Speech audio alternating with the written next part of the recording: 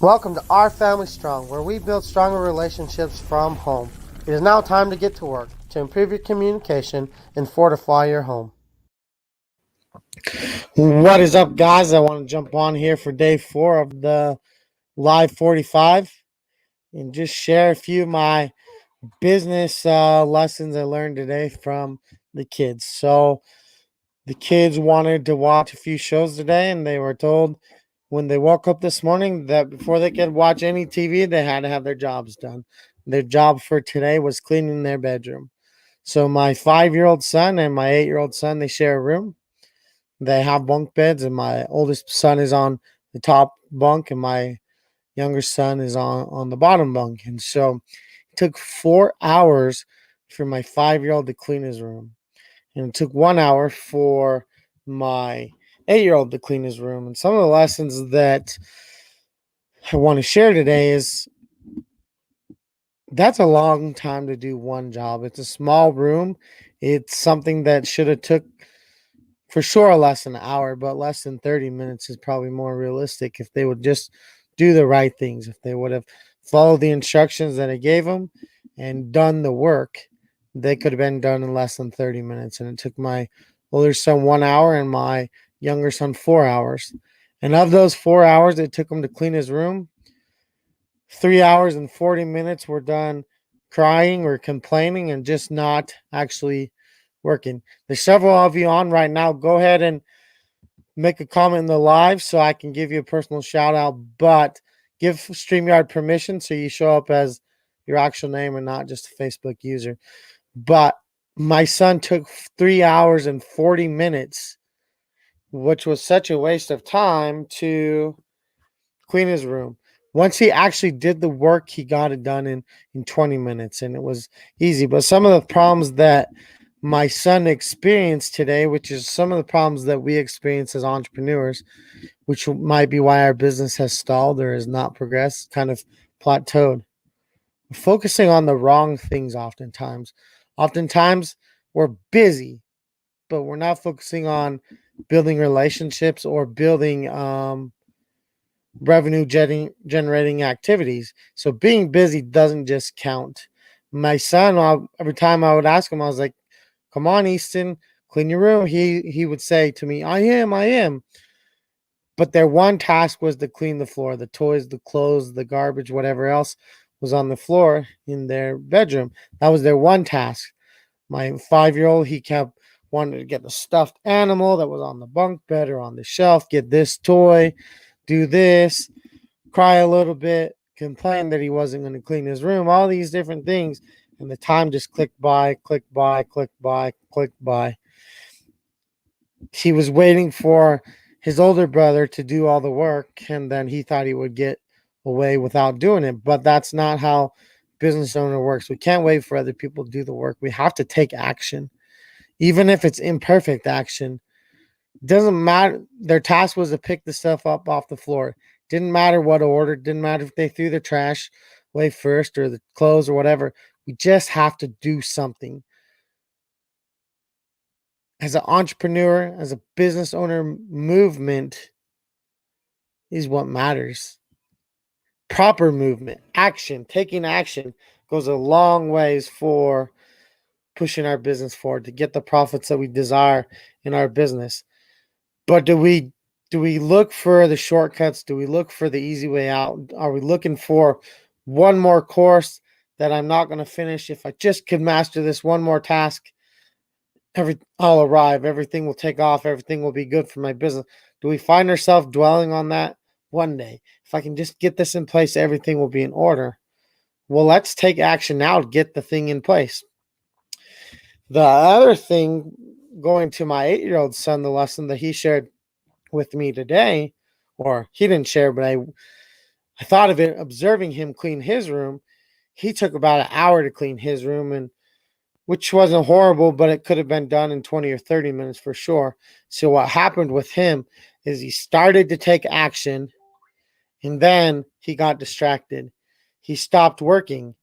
He would come in and out and say, "Oh, did I do enough? Can Easton do the rest?" And obviously it was no. And so he started looking for shortcuts. He things got a little hard and they got a little uncomfortable, and he was so distracted with shortcuts trying to find an easier way instead of just getting down to business and doing the work. And so we do that too as an entrepreneur. If there's something that's scary or unknown or uncomfortable, oftentimes we'll just scroll through Facebook, or we'll do another task that is easy or that gets us away from doing the uncomfortable things. But before we know it, the day's over. We've run out of time. And that's what he was doing. He was looking for a shortcut. He was waiting for his brother to finish the work. And so he was just worried about the wrong things. So he was working at first, and then as his focus shifted away from his end goal, his target that he was seeking for, the time just started to tick away and he wasn't getting his work done. He took his eyes off the task. How many of us entrepreneurs take our eyes off the task? We are worried about what everyone else is doing and wondering why things are not going well for us. We are often wondering, well, if they can do it, I can do it too.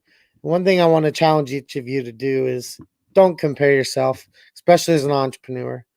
Don't compare yourself to others, even if they're just starting at you. They have different experiences, different superpowers, different niches, different everything.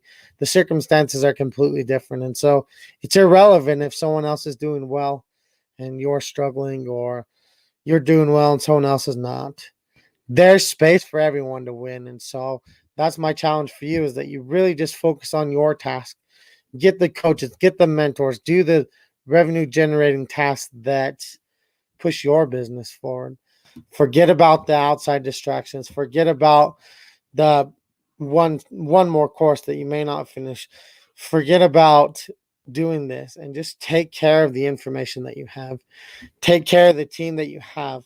And if there is truly a deficit, then think of who can I add to my team, or who can take care of this so we can fill that void. But that's a completely different scenario than just one more course. If I just did this and did this and did this. So think about this. Think about a circle and think of it as a sun, all these different rays coming off of it. And if we need to get up here and this is our starting point and we need to get up here, we do this thing and this thing and this thing and this thing and this thing. There's a lot of busyness, but it's not actually, our efforts are not actually stacking up and getting us to this path here. So that's what a lot of people do, is they do a lot of things, but they do a lot of the wrong things because they're not the things that really will be revenue generating, that are creating relationships, that are building bonds at home, that are allowing for time freedom. Those are some of the most important places we need to start as an entrepreneur. And so what I learned from 4 hours of getting on my boys to clean their room for a task that wasn't very hard is, as an entrepreneur, what are we doing that is taking us 4 hours that should take an hour or less?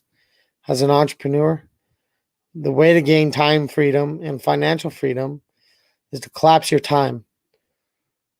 Do more in less amount of time so you can be home more with your family, so you can be traveling more, so you can be taking care of other things that are not dependent on your time. And so my boys could very well have collapsed this 4 hours today into 1 hour or even 30 minutes. So that's a 3 hour difference, 3.5 hours that we could have had as a family. We could have had watching and enjoying the show together. There's 3.5 hours that slipped by because we failed to do a task appropriately. Think about that. If you say, I don't have enough time in your business, I would challenge you. Where can you compress time? Where is your time expanded way too long? Where are you in your business or in your life taking 4 hours to clean a 10 by 12 bedroom and only the floor, which it was messy, but it was not even an hour worth. For two people, realistically should have taken less than 15 minutes, but being young kids, 30 minutes max, for sure, no more than an hour, but 4 hours to clean one bedroom. Think about that. My challenge for you is to collapse your time. do a time audit. See where you're spending 4 hours cleaning the bedroom when you could have hired someone that will take that task off your hands, or where you could just get to work and eliminate the distractions and get your task done in 1 hour. We often confuse being busy as working hard and growing the business, and that's not actually the case. If we're busy but not productive, doesn't matter how long you work. If you tell me that you worked 8 hours today building your business, and I look at what you've done, and it could have been done in that 1 hour or 30 minutes, that's what's going to count. I won't be impressed if I'm coaching you to increase the profits in your business, and you're telling me, "Oh, I'm working 8 hours, I'm working hard," and then when we really get down to business, you spent 4 hours cleaning the bedroom when you could have spent 1 hour or 30 minutes or 15 minutes. So that's my challenge for you, is to think about, where can you evaluate your time? Where in your day can you stop cleaning the room for 4 hours and spend more time with your family? Spend more time in the business being productive. That is my challenge for you, is that you guys really take that time to do it. Thanks, Biz Bros, for day 4 of the live challenge. And so let me know if any of you are entrepreneurs and are struggling. Come join us in our Strong Business, Stronger Marriage Facebook group. That Strong Business, Stronger Marriage is for married entrepreneurs. We'll help you develop a community of entrepreneurs who have the same goals, desires, and want a thriving marriage and a thriving business. So thank you guys, and enjoy the rest of your weekends, and happy Valentine's Day tomorrow.